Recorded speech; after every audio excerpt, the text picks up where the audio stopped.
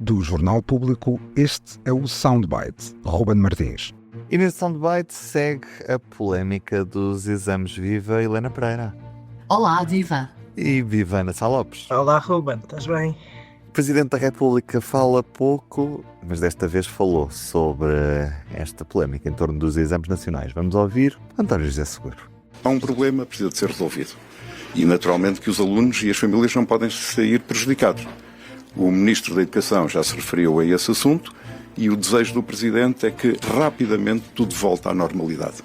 E, sobretudo, que a relação de confiança entre os alunos e as suas famílias e o sistema de avaliação se mantenha intacto. Helena Pereira, o Presidente da República diz que há este problema que precisa, obviamente, ser resolvido sem os alunos e as famílias serem prejudicadas. O que parece que dificilmente não está a acontecer, não é? Neste momento já está a acontecer e logo veremos as consequências que isto terá depois. Pergunto se esteve bem o Presidente da República nesta intervenção, não pediu a admissão do Ministro, foi bastante cauteloso nesse aspecto, mas não deixa de dar este primeiro puxão de orelhas mais claro a um Ministro. O que é que achaste desta intervenção do Presidente? Ruben, achei que esteve bem no sentido de que, claro, que tudo o que ele diz é sensato. E a criticar o Governo e a dizer que está em causa a relação, que pode estar em causa a relação de confiança, já está, dos alunos e das famílias que têm filhos ou jovens que fizeram exames com o Estado. Agora, mas António José Seguro também fala tarde, não é? Nós andamos nisto há mais de 2 semanas. Atenção, os exames deviam ter começado por estar disponíveis para começar a ser corrigidos dia 23 de junho. Nós começámos a dar notícias, pelo menos, logo no dia 25 já tínhamos notícias dos professores a queixar-se que não tinham acesso. Não tinham acesso aos testes, depois havia professores... Houve casos de professores de francês que recebiam testes de matemática para corrigir ao contrário, sei lá, coisas assim.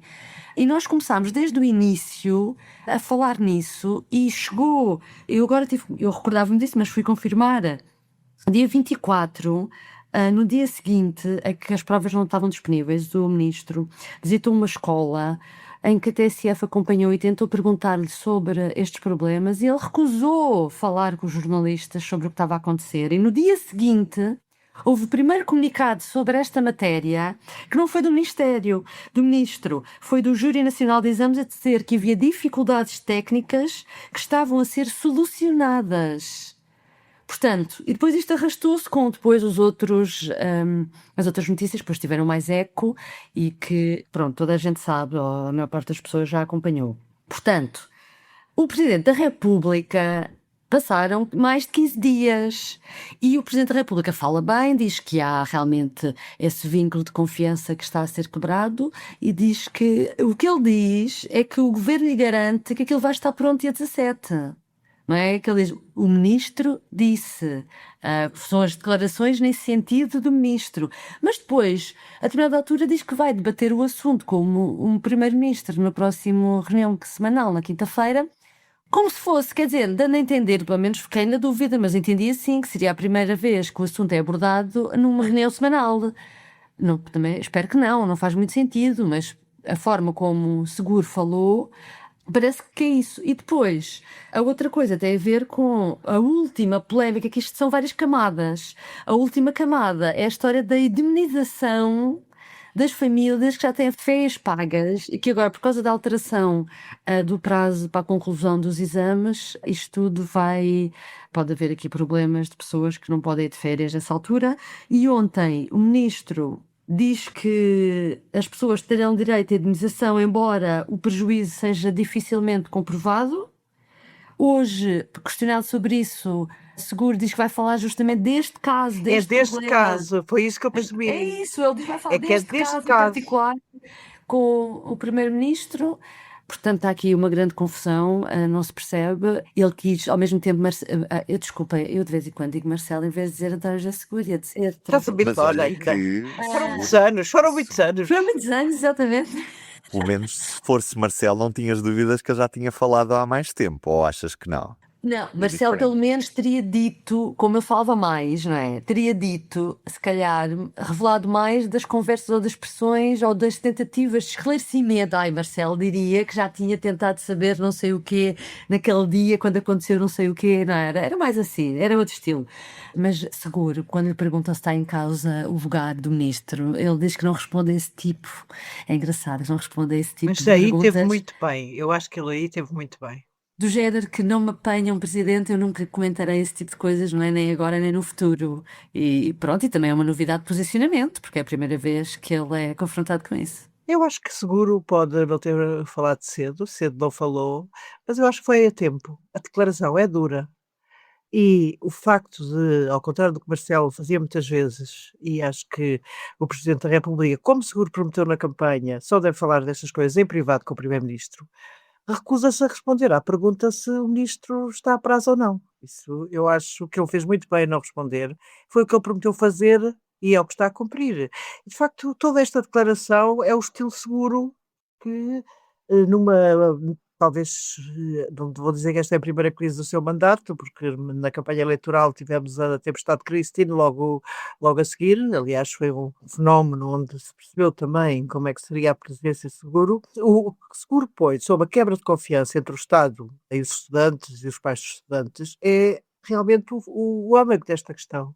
E é o âmago desta questão que está em causa. E, obviamente, se esta perda de confiança se confirmar, ou seja, se o ministro, ao contrário do que disse e repetiu, não entregar os exames, não estiverem tudo pronto a 17 de julho, que neste momento é a data em que nos temos todos que focar, o ministro garante.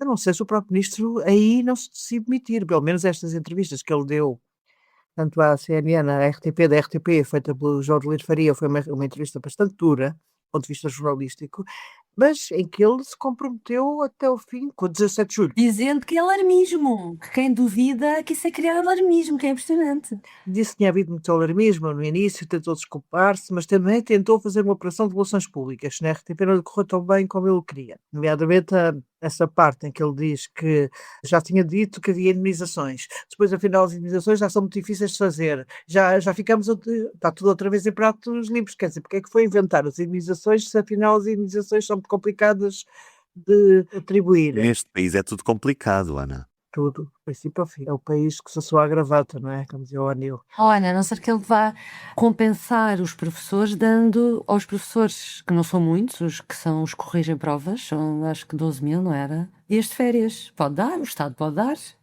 Dias de férias, para compensar. Sim, o problema são as É a viagens. única maneira que eu estou a ver. Não, é uma forma de compensar. Não, mas é uma forma Não, de mas compensar. as viagens e os alunos? E os alunos?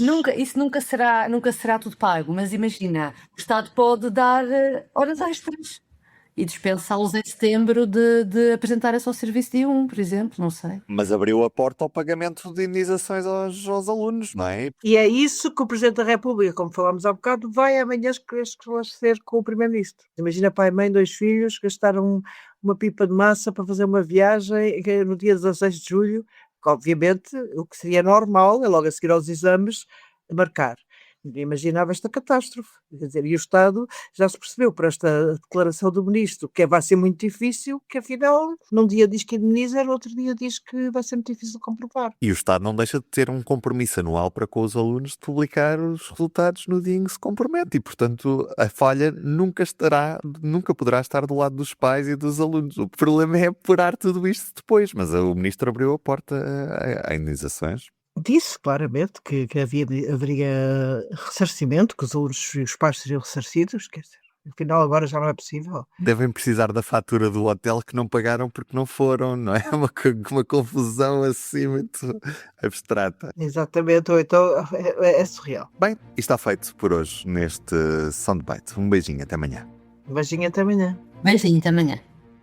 O Soundbites é um programa de Ana Sá Lopes, Helena Pereira e Ruben Martins. A música original é de Ana Marques Maia. Siga o podcast na sua aplicação preferida para não perder os novos episódios. O público fica no ouvido.